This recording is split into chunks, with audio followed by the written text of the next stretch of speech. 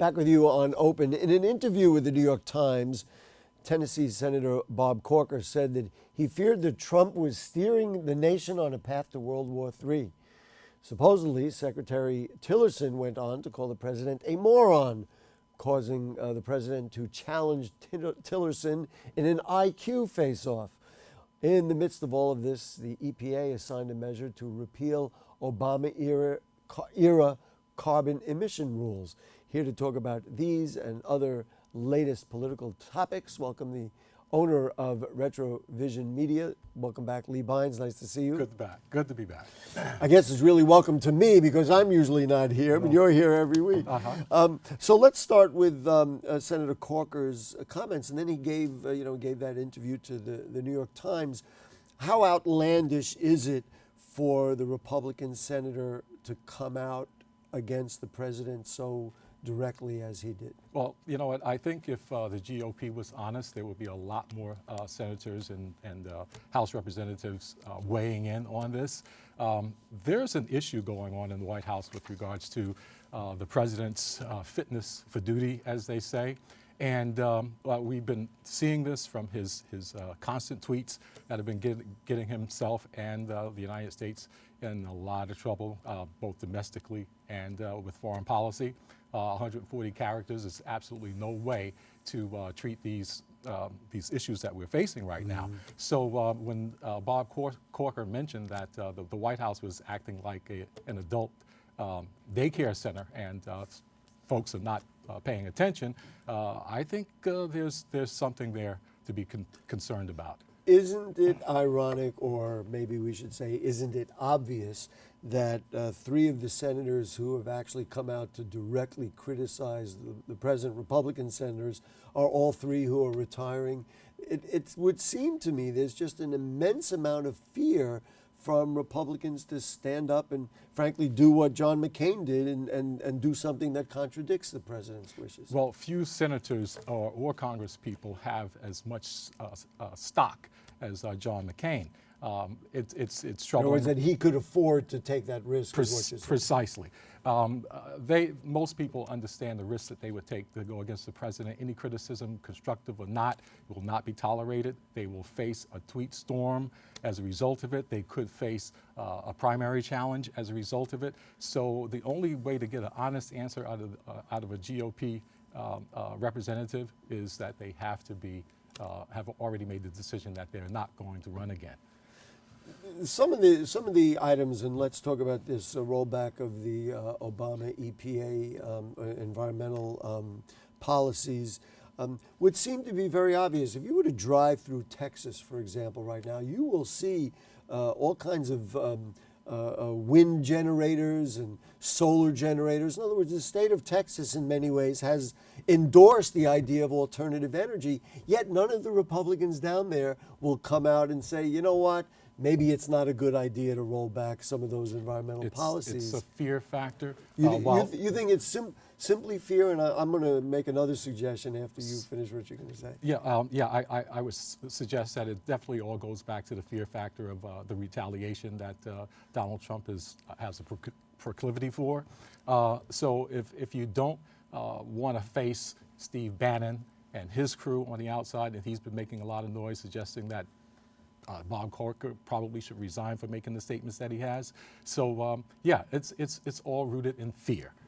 My contention would be that they were so happy and so relieved to finally get control of the White House, the Senate, the House, and even the Supreme Court, that they were afraid to kind of put all that in jeopardy by speaking out and showing like, well, you know what, we supported this guy before, but maybe it was a mistake.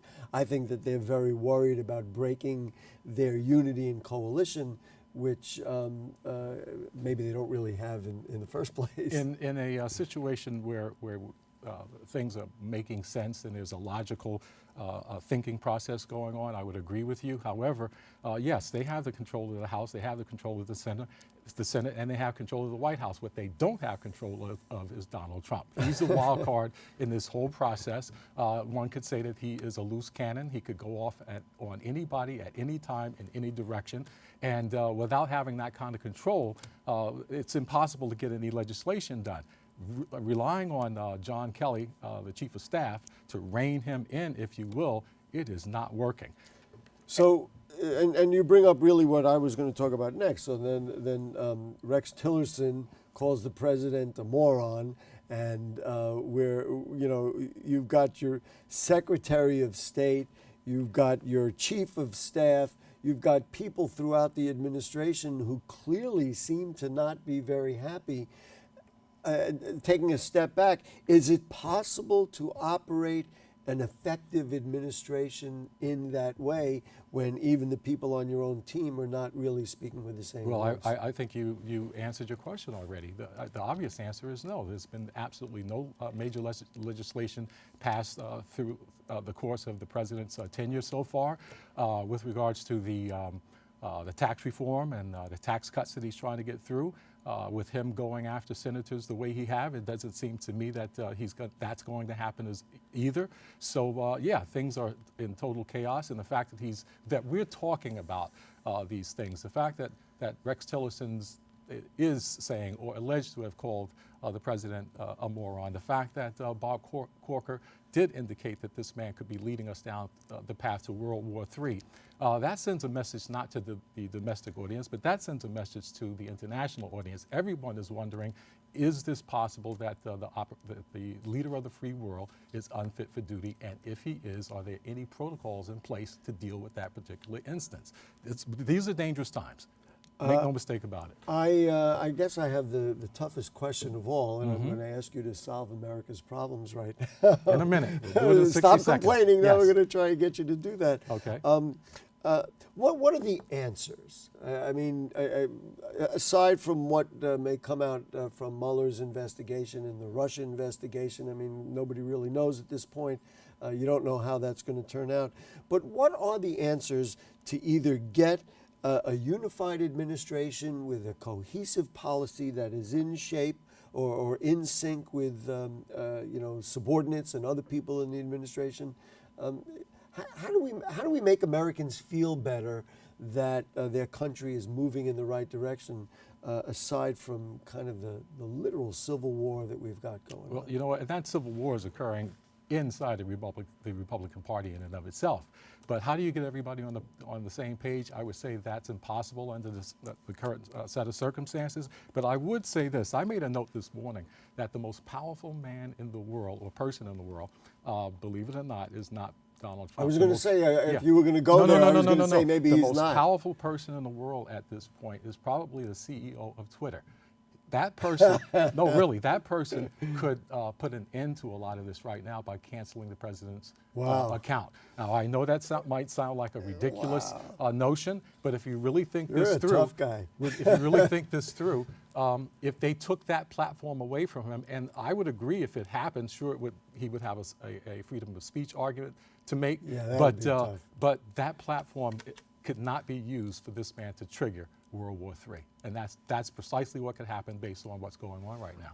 What do you think the president's real motivations are? I mean, we were talking beforehand, and I'll say unabashedly, I think that there's an ethnic component very directly to his wanting to remove Obama's name, not only change policy, which he would be entitled to do, but he's stated he wants him to wipe him out of the record books.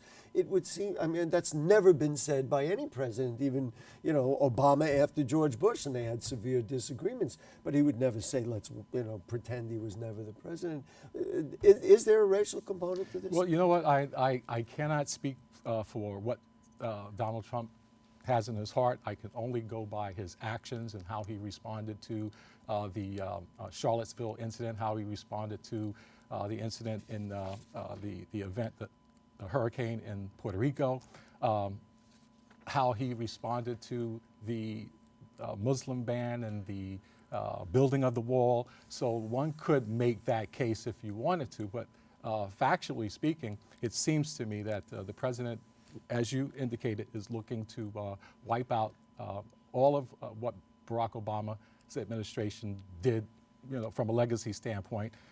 He's destroying, but he's not building anything.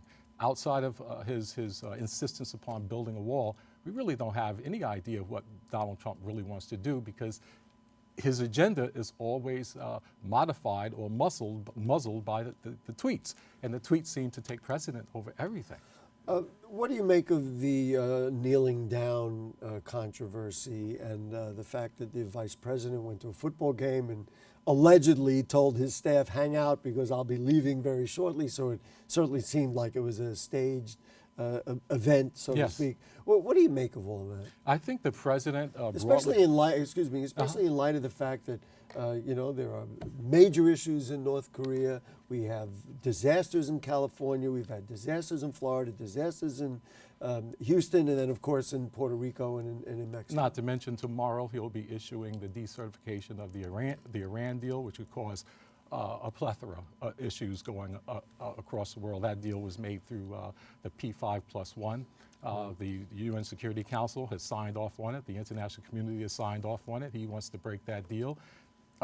Going down the road, would the North Koreans have any inclination to work with Donald Trump moving forward?